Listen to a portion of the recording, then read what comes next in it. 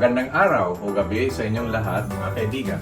Muli ay narito ang inyong lingkod upang magbigay ng mga mahahalagang impormasyon na magiging kapaki-pakinabang sa ating mga senior citizens at persons with disabilities.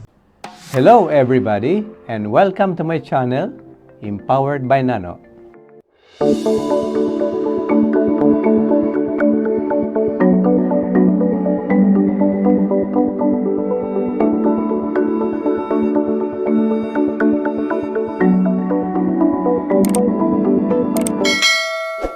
Sa pagkakataong ito ay nais kong ibahagi sa inyo ang inilabas na joint statement ng dalawang ahensya ng gobyerno na namamahala sa senior citizens at mga PWDs. Ito ay ang National Commission on Senior Citizens or NCSC at ang National Commission on Disability Affairs or NCDA. Ang paglalabas ng joint statement na ito ay bunsod ng mga reklamo na natatanggap ng NCSC at NCDA tungkol sa di umano ay hindi pagbibigay ng ilang mga establishmento ng 20% discounts sa ating mga senior citizens at PWDs. Ito ay maliwanag na paglabag sa mga batas na nagbibigay ng naturang diskwento sa mga sectors na nabanggit. Matatandaan na ang 20% na diskwento sa pagbili ng mga produkto at serbisyo ay ang karaniwan at parehong benepisyo na makukuha ng senior citizens at PWDs.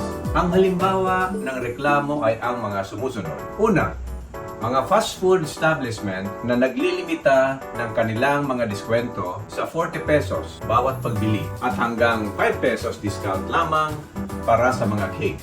Pangalawa, patakaran ng ilang coffee chain na limitahan ang pagbibigay ng diskwento sa isang pagkain at isang inumin bawat pagbisita. At ikatlo, may mga hotel, restaurants, airlines, drugstores na nagbibigay ng sariling mga promo at hindi nagbibigay ng diskwento at 12% VAT exemption sa seniors.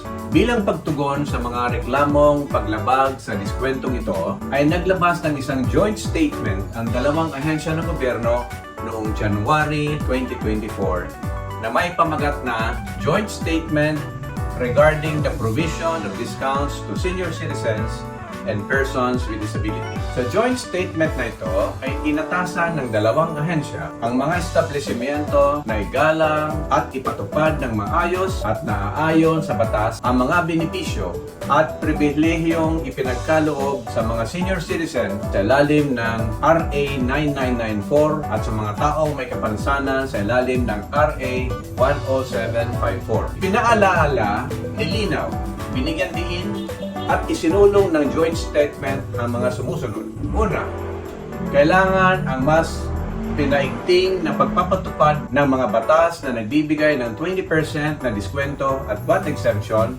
kung naaangkop sa mga pagbili ng ilang mga produkto at serbisyo ng mga senior citizens at PWDs. At ito ay kailangan ipatupad ng mga establishmento na nagbibenta o nagseserbisyo. Ikalawa, ang tanging limitasyon sa ilalim ng RA 9994 ay ang probisyon na nagsasabing ang mga produkto at serbisyo na may diskwento at VAT exemption ay para lamang sa eksklusibong paggamit ng mga intended beneficiaries o ang mga dapat na makinabang dito na walang iba kundi ang mga senior citizen. Pangatlo, nasasaad naman sa RA 10754 na ang muli ay magkasunod na pagbili ng mga kalakal mula sa parehong establishmento sa parehong araw ng PWDs ay may karapatan pa rin sa diskwento at VAT exemption.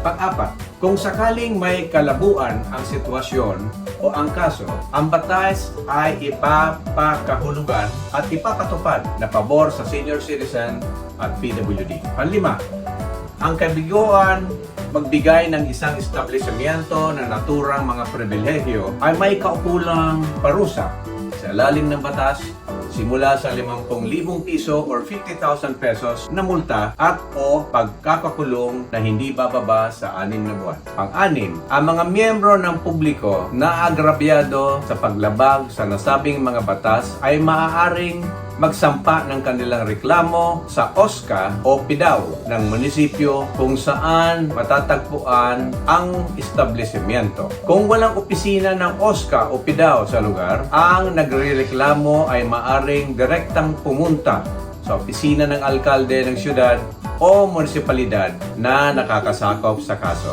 Ang joint statement na ito ay lubhang kapakipakinabang para sa mga benepisaryo, ang senior citizens at PWDs at sa iba pang stakeholders or business establishments katulad ng restaurants, hotels, airlines, drugstores, hospitals at iba pa. At pati na rin ang mga ahensyang gobyerno nagpapatupad ng mga batas. Ang PIDAO, NCDA, OSCA, Office of the Mayor, National Commission on Senior Citizens at iba pa. Ito ay makakatulong sa pagtiyak na ang mga batas, pribilehiyo, benepisyo ay epektibong mapapakinabangan ng ating mga senior citizens at PWDs. Salamat po sa inyong panunood at pakikinig. Inaanyayahan ko ang lahat na makipagtulungan at ating ipakalat ang joint statement na ito para sa pakinabangan ng lahat ng kinauukulan. Hanggang dito na lamang. Makita-kita tayo muli sa susunod nating video. Ito po ang inyong kaibigan at kakwentuhan na Nano Manahan Jr. na nagsasabing keep informed, spread positivity,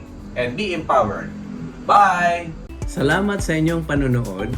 Huwag kalimutan mag-subscribe, like, and share. Follow us on our Facebook pages